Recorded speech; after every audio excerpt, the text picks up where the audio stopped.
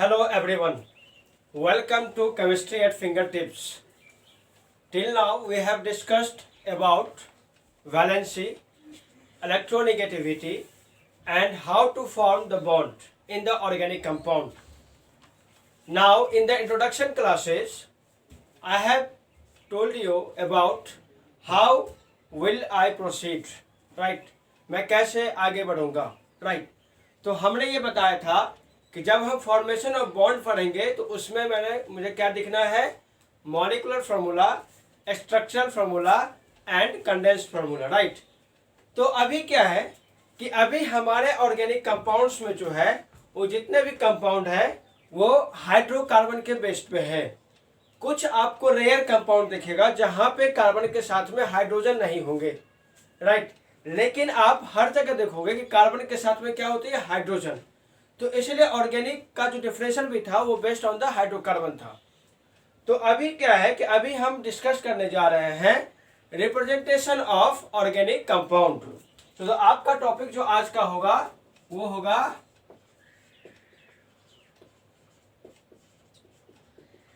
Representation of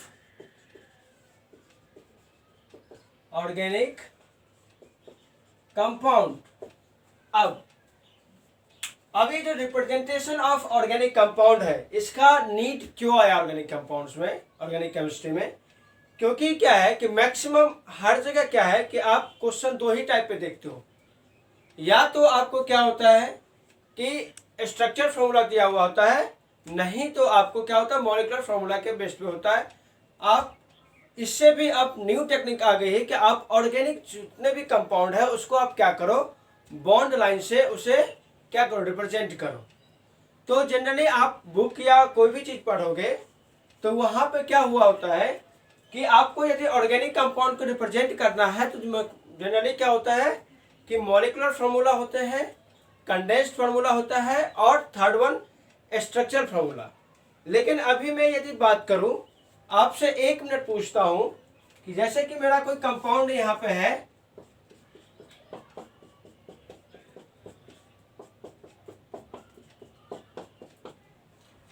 ये एक structural formula है, मैं बताऊंगा, ठीक है? अभी इसे हम क्या लिख दिए, इसे लिख दिए हम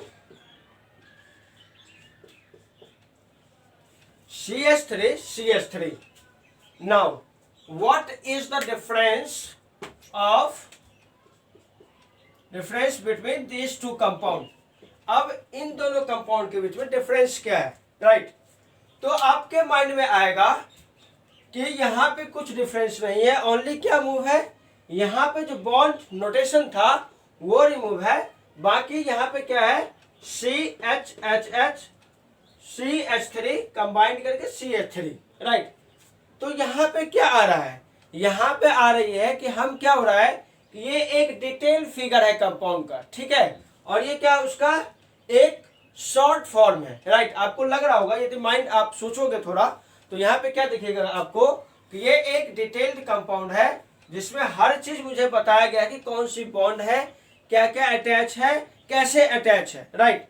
बट इन दिस कंपाउंड आपको सिंपल क्या दिख रहा है कि CH3CH3, there is no bond present will be here, आपको दिख नहीं रहा है। लेकिन एक्चुअल में क्या है, एक्चुअल में बॉन्ड है, यहाँ पे कोई बॉन्ड आपको नहीं दिख रहा है। तो यहाँ से क्या होती है, मैं इसलिए ये बता रहा हूँ क्योंकि जब हम बॉन्ड लाइन नोटेशन पढ़ते हैं, रिप्रेजेंटेशन पढ़ते हैं ऑर्गेनिक कंपाउंड का, तो वहां पे क्या होती है, बहुत सारी चीजें अंडरस्टूड करनी पड़ती है, आपको वो आना चाहिए कैसे कैसे हो रहा है। यहाँ पे क्या था, यदि मैं कहीं पे एक सिंगल लाइन ऐसे दे दिया तो यदि मैं बोलूंगा कि ये इसमें कितने नंबर आप बता दो कि how many number of carbon and how many number of hydrogen, तो आपको क्या करना पड़ेगा, आपको यहाँ पे माइंड स्टेप 1 पे जाना पड़ेगा, कहाँ पे, स्ट्रक्चर फॉर्मूला पे। तो जब आप क्या करोगे, एक स्टेप बाय इसको सीखोगे तब जाके होगा।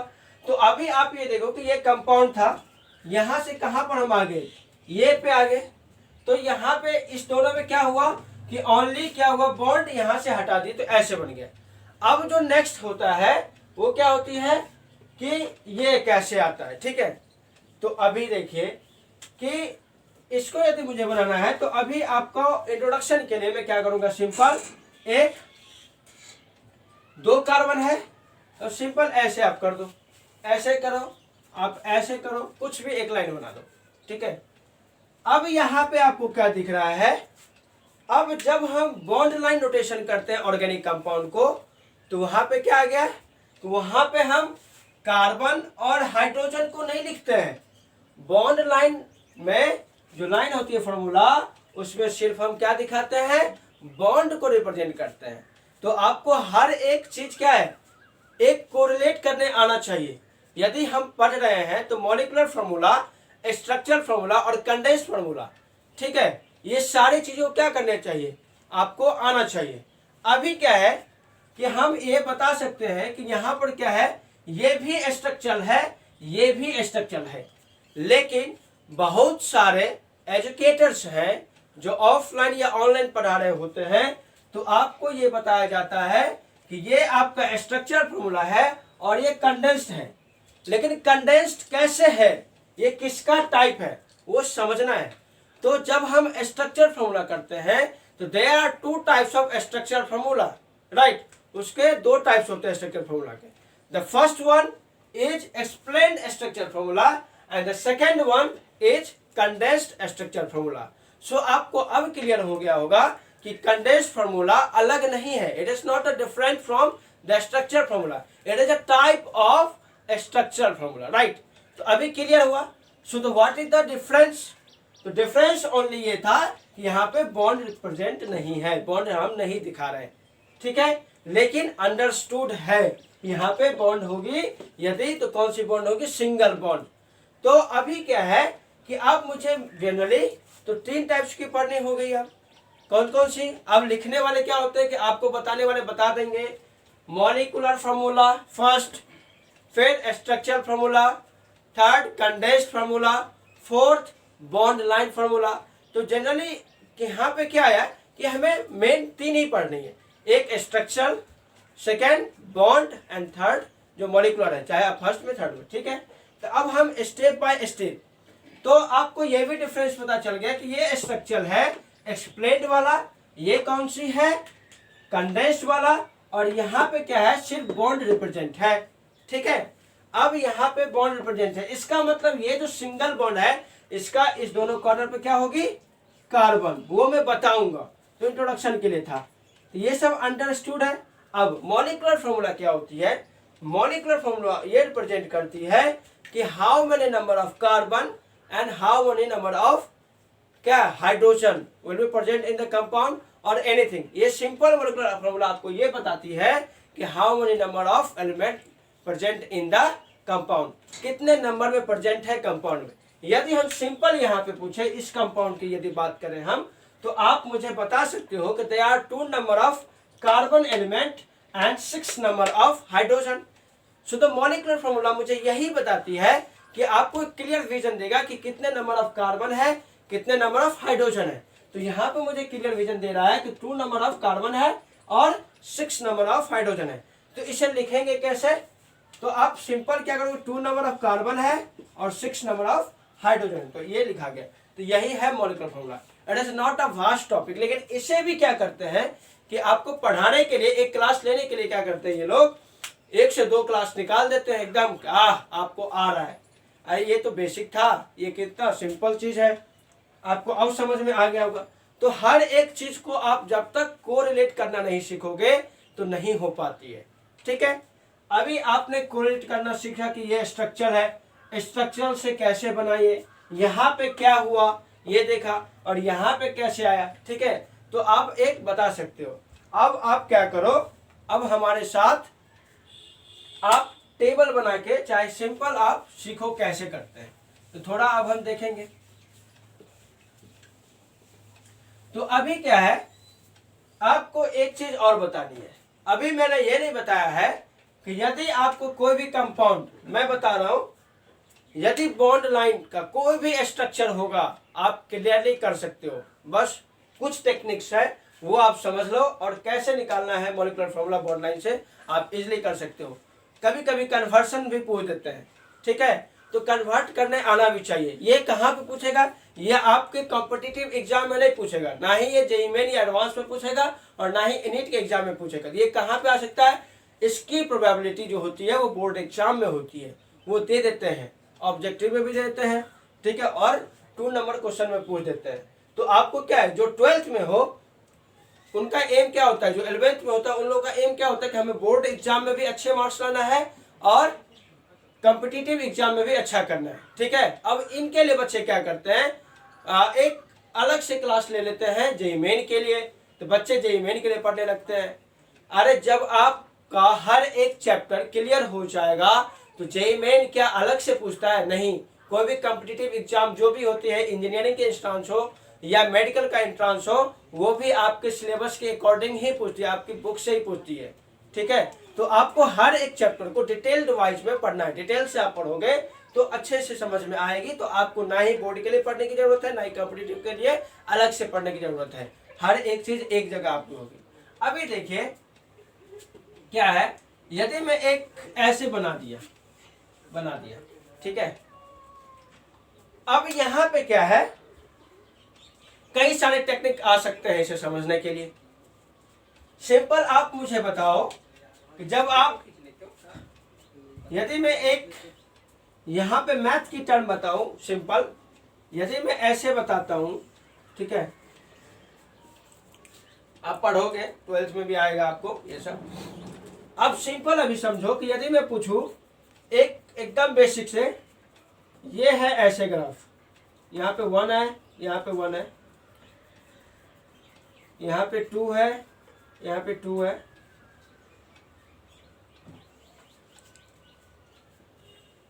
सिमिलरली यहाँ पे क्या है 3 और फिर आपका क्या है, यदि मैं यहाँ का वैल्यू लूँ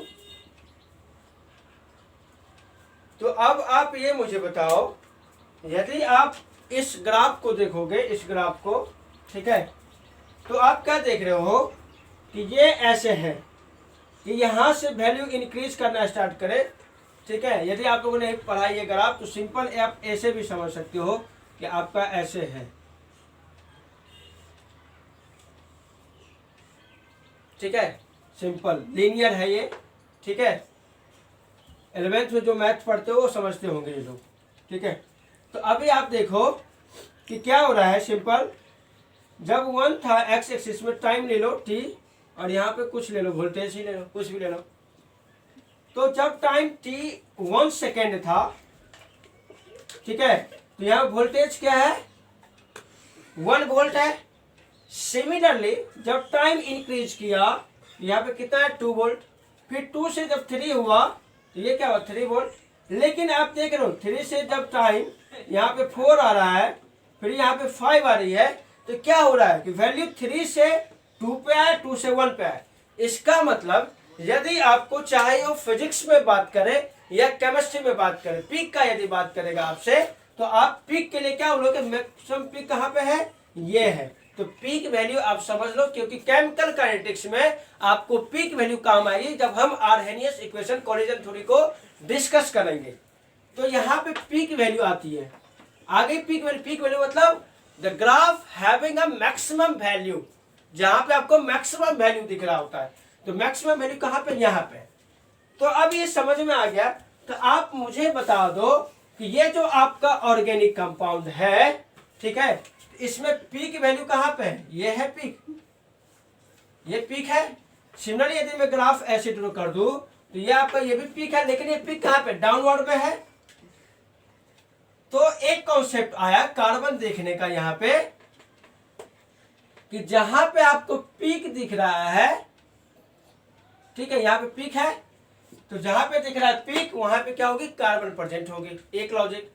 जहां पे भी एक्सट्रीम इंड वाला जो पॉइंट है वहां पर भी कार्बन होगा। यदि यहाँ पे मैं यदि ऐसे हाइड्रोजन लिख दिया होता तो आप यहाँ पे कार्बन नहीं लेते, लेकिन मैंने हाइड्रोजन नहीं लिखा है। इसका मतलब यहाँ पर भी है। और बॉन्ड लाइन का मीनिंग होता है कि ये जो आपको दिखाया गया है ये सिर्फ बॉन्ड ही दिया, क्लियर है। बॉन्ड लाइन मतलब सिर्फ ओनली बॉन्ड दिया होगा, तो आपको कार्बन निकालना है। तो एक लॉजिक यहाँ पे ये आया कि जहां पर भी पीक बन रहे हैं वहां पे कार्बन होगा। इसका मतलब फर्स्ट लॉजिक से यहाँ पे कार्बन होगा, एक्सट्रीम इंड पे कार्बन तो हो गया, अब यहाँ पर कार्बन हो गए, यहाँ पे कार्बन, यहाँ पे कार्बन, यहाँ पे कार्बन, यहाँ पे कार्बन, ठीक है, ये हो गई।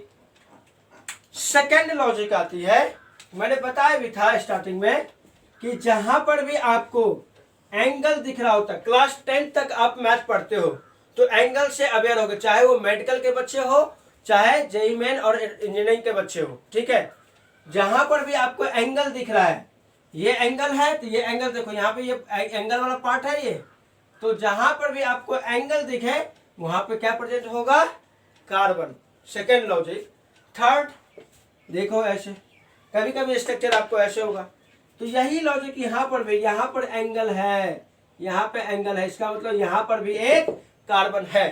तो सिंपल सी आप टू लॉजिक माइंड में रखो, जहां पे पीक वैल्यू है तो वहां पे कार्बन होगा, पीक वाला रिमेंबर ना हो तो आप सिंपल याद रखना, जहां पर भी एंगल दिखेगा वहां पे कार्बन प्रेजेंट होगा। एक्सट्रीम इन पे हमेशा कार्बन होती है, समझ में आ गई। तो अभी क्या है कि अब मैंने इसमें क्या किया, कार्बन फाइंड आउट कर लिया, ठीक है। मैं अभी बता रहा हूं how to convert the formula from structural to molecular और मॉलिक्यूलर टू स्ट्रक्चरल और structural to bond line to structure. सारा कन्वर्सन यहाँ पे आपको देखने को मिलेगा इस क्लास में। इसके बाद कभी भी ना ही हम 12th में आपको ये चीज बताएंगे और ना ही 11th की कोई भी चैप्टर में, तो आपको अभी ही डिटेल में समझना है। If you have any doubt तो आप क्या कर सकते हैं, कमेंट में बताइए, वहां पे हम आपको समझाएंगे, ठीक है।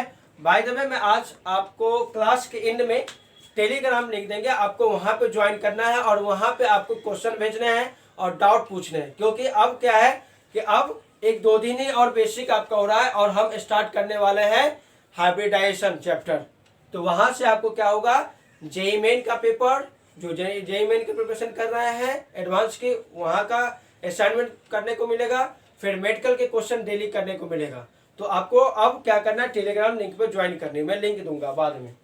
अभी आप सोचो ये कार्बन मुझे पता चल गया, अब मैंने बताया था स्टार्टिंग में ही कि यदि कार्बन है और इसके साथ में कोई भी एलिमेंट नहीं है तो हम क्लियरली क्या बताएंगे, इसके साथ में क्या है, 4 सिंगल बॉन्ड के साथ में क्या प्रेजेंट है, हाइड्रोजन। और मैंने ये भी बताया था कि कार्बन का मैक्सिमम बॉन्ड कितना हो सकता है, 4, ठीक है। अब मुझे ये बताओ, यदि मैं यहां पे पूछूं आपको कि how many number of hydrogen present in number 1 carbon, तो आप क्या बताओगे। अभी बताओ कि ये जो नंबर 1 कार्बन है और ये नंबर 2 कार्बन है, इन दोनों के बीच में कौन सी बॉन्ड आपको दिख रही है, सिंगल बॉन्ड, ठीक है। तो सिंगल बॉन्ड आपको दिख रही है, इसका मतलब क्या है कि एक बॉन्ड यूज हो गया, एक बॉन्ड यूज हो गया। तो अब क्या हुआ, कितने नंबर ऑफ हाइड्रोजन आ रहे हैं, 1 2 3। इसका मतलब यहां पे जो हाइड्रोजन होगा वो कितना हाइड्रोजन होगा,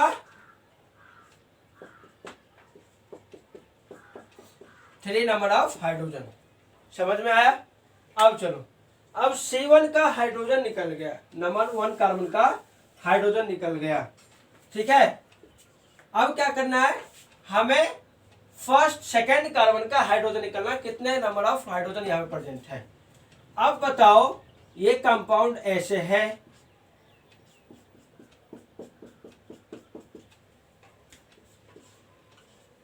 ऐसे दिख रहा है, शॉर्ट फॉर्म में तोड़ो। अभी इधर का भूल जाओ, इतना पार्ट भूल जाओ, अभी C3 भी भूल जाओ, बस C3 है कार्बन, यहाँ पे ये अटैच, ये बॉन्ड, ये वाला बॉन्ड कहाँ दिख रहा है आपको, यहाँ पे। अब बताओ ये जो C2 है, C2 वो बॉन्ड कितना है, 1 और 2 बॉन्ड यूज हो गए, 2 1 एंड 2 यूज हो गया, तो बचा कितना, 2 बॉन्ड, 2 बॉन्ड बचा। इसका मतलब यहाँ पे 2 नंबर ऑफ हाइड्रोजन है, ठीक है, 2 नंबर ऑफ हाइड्रोजन है। अब आप क्लियरली, बेसिक था इसलिए टाइम लग रहा था, अब देखो कितना इजी होगा। अब ये नंबर C3 कार्बन है, नंबर 3rd कार्बन है। अब देखो 3rd नंबर कार्बन में कितने बॉन्ड दिख रहे हैं आपको, 1 और 2, 2 नंबर ऑफ बॉन्ड्स, यहाँ पे 2 सिंगल बॉन्ड आ गया, बचा कितना, 4 - 2, that is 2 bond left, right. It means that 2 number of electrons of carbon will be eligible for the sharing of electron with another atom. इसका मतलब अनदर 2 क्या हो जाएगा, हाइड्रोजन। यहाँ पे चलो 4 कार्बन पर हाइड्रोजन कितना होगा, 1 2, सो बचा 2। सिमिलरली यहाँ पे 1 2, सो और सेम केस यहाँ पे अब बताओ, कोई भी क्वेश्चन का यदि बॉन्ड लाइन फॉर्मूला दे दिया जाएगा तो आप क्लियरली नंबर ऑफ कार्बन और number of hydrogen find out कर सकते हो, कोई डाउट नहीं आएगा, राइट। अभी अब मुझे बॉन्ड लाइन था, अब क्या निकालना है, स्ट्रक्चरल फॉर्मूला।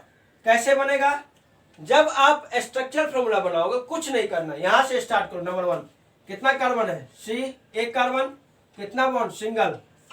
सेकंड कार्बन क्या आ गया, थर्ड कार्बन, फिर फोर्थ, फिर फिफ्थ, 1 2 3 4 5 6 और ये 7। देखो मैंने क्या किया है, एक चैन था उसको ऐसे था, मैंने बस ऐसे किया है, मतलब ये जो बॉन्ड है उसको मैंने ऐसे किया है। अभी आप ये देखो कि ये जो कार्बन था, ये कार्बन नंबर 1 है, 2 3 4 5 6 7। So the number of carbon 1 2 3 4 5 6 7 आ गया। अब मैंने बॉन्ड लाइन फॉर्मूला से ही निकाल लिया था कि नंबर ऑफ हाइड्रोजन कितने होंगे, राइट। देखो नंबर 1 कार्बन पे कितना है, 3, और वैसे हमें निकाल सकते हैं। जब सिंगल बॉन्ड पता चल गया तो बचा कितना, 3 हाइड्रोजन। तो आप यहाँ पे क्या करोगे, 3 हाइड्रोजन लगा दोगे। अब यहाँ पे देखो कितने बॉन्ड दिख रहे हैं, 2 नंबर ऑफ बॉन्ड। सो बचा कितना, 2, तो लगा दो आप 2 हाइड्रोजन यहाँ पे। सिमिलरली थर्ड का 1 and 2 बॉन्ड, तो 2 हो गया। सिमिलरली यहाँ पे आपको दिख रहा है, सिमिलरली आप यहाँ पे देखो, सिमिलरली यहाँ पे देखो, और सिमिलरली यहाँ पे आप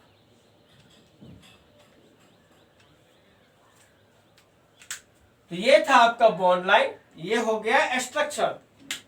और मॉलिक्यूलर फॉर्मूला क्या बोलता है कि it gives the idea about the number of element present in the compound।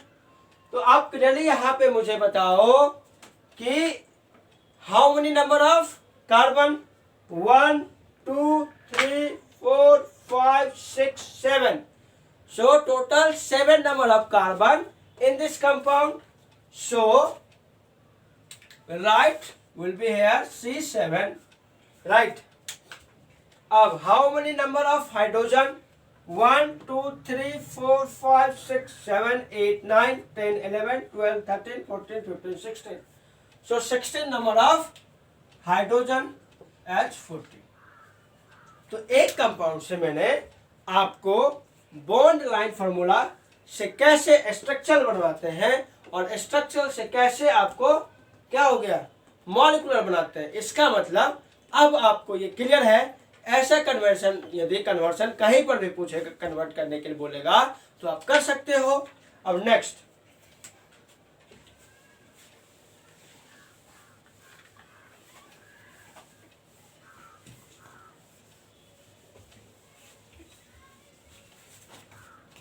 अब नेक्स्ट देखो, ये था। अब मुझे यदि कोई कंपाउंड का दे दिया है C4H10 दे दिया, तो मॉलिक्यूलर फॉर्मूला यहाँ पे मुझे दे दिया। एक कन्वर्शन मैंने बताया, bond line to structure, structure to molecular. लेकिन अब कैसे, अब मुझे क्या दे दिया, मॉलिक्यूलर फॉर्मूला। अब मुझे क्या बोला question, convert this formula to structural और बॉन्ड लाइन। कैसे करेंगे, तो सबसे पहले क्या करना है, नंबर ऑफ कार्बन देखना है। मैंने बताया था कि जब स्ट्रक्चर बनाते हैं तो क्या देखते हैं, सबसे पहले नंबर ऑफ कार्बन। तो show how many number of carbon, 4, write down here 1 2 3 4। Now कितना नंबर ऑफ हाइड्रोजन है, 10 नंबर ऑफ। तो आप अभी एक कंफ्यूजन आएगा, बॉन्ड कौन सा आएगा इसके बीच में, राइट। तो बॉन्ड भी क्लियर हो जाएगा। अभी आप ऐसे करो, तो C4 था, ऐसे आ गया, H10 है, ठीक है। अब एक थोड़ा माइंड में लगाओ, विद इन 1 सेकेंड आप पता कर सकते हो। कैसे, देखो ये है, ये कार्बन है, 4 तो आएगा नहीं, इसके बीच में बॉन्ड आएगा, तो 3 कार्बन मैक्स यहाँ आएगा, 3 कार्बन यहाँ पे मैक्स आएगा। इन दोनों कार्बन के बीच में कुछ ना कुछ बॉन्ड होगा यहाँ पे है, तो इस कार्बन में मैक्सिमम 2 हाइड्रोजन या 1 हाइड्रोजन होगा। यदि डबल बॉन्ड यहाँ पे मैंने दे दिया, यहाँ पे एक सिंगल हाइड्रोजन आएगा, ऐसे कंपाउंड बनेगा। ठीक है, तो इन दोनों कार्बन पर क्या हो सकती है कि मिनिमम 1 नंबर ऑफ हाइड्रोजन और मैक्सिमम 2 नंबर ऑफ हाइड्रोजन। तो आपको क्या करना है, कुछ नहीं, आगे तो मैं जब बता दूंगा तो आपको समझ में, प्रैक्टिस कर लोगे तो आपको समझ में ऐसे ही आ जाएगा। तो क्या है, H10 है, सिंगल बॉन्ड दे दिए, क्लियर हो गया कि इस कंपाउंड में कहीं पर भी डबल बॉन्ड नहीं है, क्या है, सिंगल बॉन्ड है।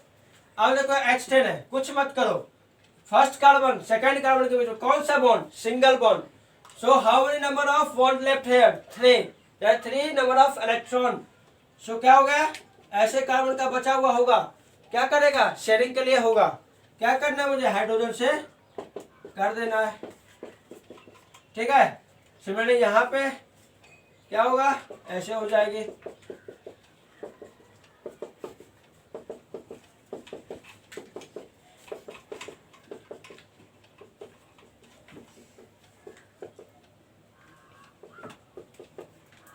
ऐसे है पूरा बेसिक पे, इस बार जो है पूरा बेसिक चलेंगे। सिंगल पेयर कौन सा bond, single single single single single single single, ऐसे सिंगल बॉन्ड है हर जगह। तो स्ट्रक्चर फॉर्मूला क्या आ गया, C single bond C single bond C, और single bond H single bond H single,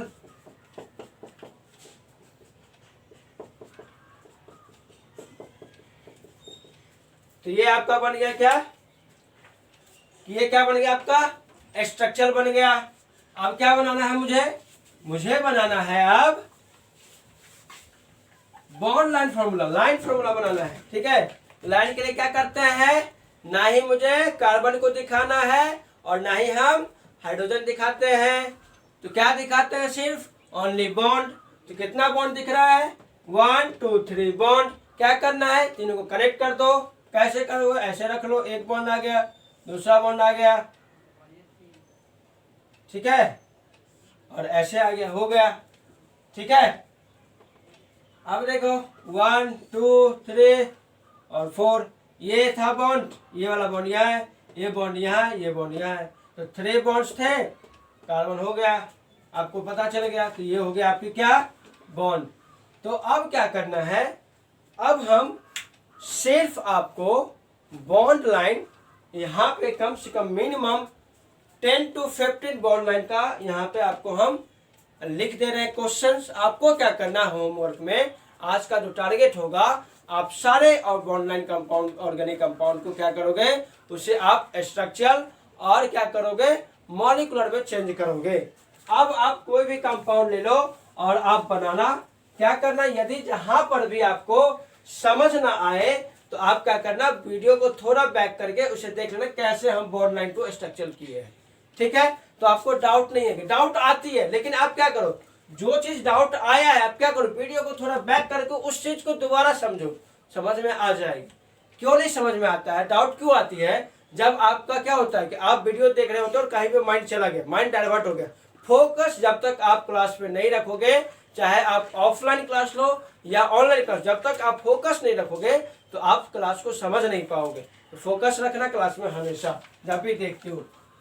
अभी देखो आपका क्या है, कुछ कंपाउंड एटलीस्ट 10 to 15 देते हैं, आपका क्लियर हो जाएगा सारा कॉन्सेप्ट। लिखते चलना, ये ले लो,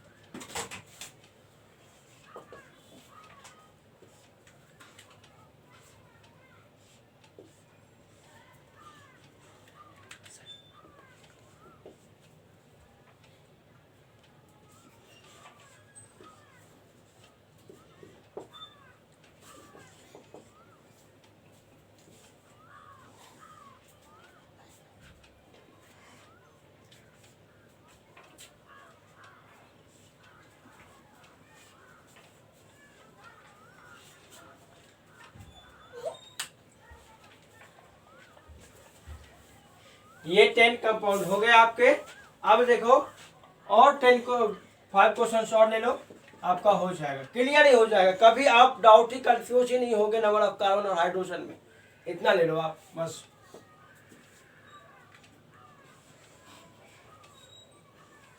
अभी क्या है कि बॉन्ड लाइन को समझना बहुत ही जरूरी है, क्योंकि मुझे आगे बहुत काम आने वाला है इसका।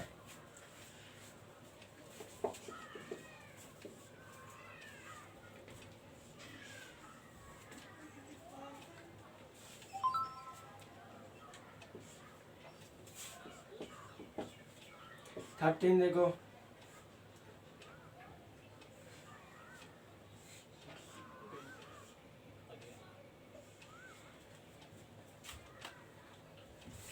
ये 13 कंपाउंड हो गए। 2 और कंपाउंड है आपका, ये देखो 14 नंबर आपका क्या आ जाएगा,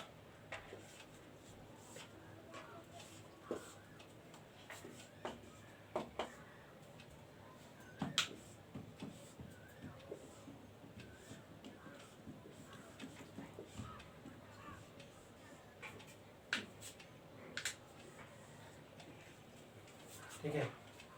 तो यहाँ पे क्या हुआ, ये सारे कंपाउंड थे जिसका आपको क्या करना है, आपको प्रैक्टिस करना है how to bond line to structure और मॉलिक्यूलर में, ठीक है। तो उम्मीद मैं आज ये करता हूँ कि आपको स्ट्रक्चर फॉर्मूला से बॉन्ड लाइन में कैसे चेंज करते हैं और बॉन्ड लाइन टू स्ट्रक्चर कैसे करते हैं, ये सारा कन्वर्शन आपको क्लियर हो गई होगी।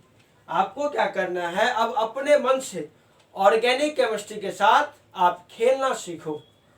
जितना खेलोगे उतना ही ज्यादा। अब यहाँ पे खेलने का मीनिंग क्या है, जितना ज्यादा प्रैक्टिस उतनी अच्छी ऑर्गेनिक केमिस्ट्री, ठीक है। तो अभी तो मैंने ये 15 दिया, अब अपने मन से जो कंपाउंड लेना है, अपने मन से कुछ भी लाइन ड्रॉ करके उसका आप क्या कर सकते हो, बॉन्ड लाइन और स्ट्रक्चर कर देना है, ठीक है। सो मैं आज बताया था आपको कि मैं आज टेलीग्राम लिंक दूंगा जिसपे आपको ज्वाइन करना है। ज्वाइन क्यों करना है, क्योंकि यदि आपको कुछ भी डाउट आएगा अब, तो आपको उस डिस्कशन ग्रुप में आपको क्या करना है, पोस्ट कर देना है। आप कॉपी पे लिख के चाहे बुक का प्रॉब्लम वहां पे आप पोस्ट कर सकते हो डाउट के लिए, ठीक है। आप लिंक क्या है टेलीग्राम की, टेलीग्राम लिंक है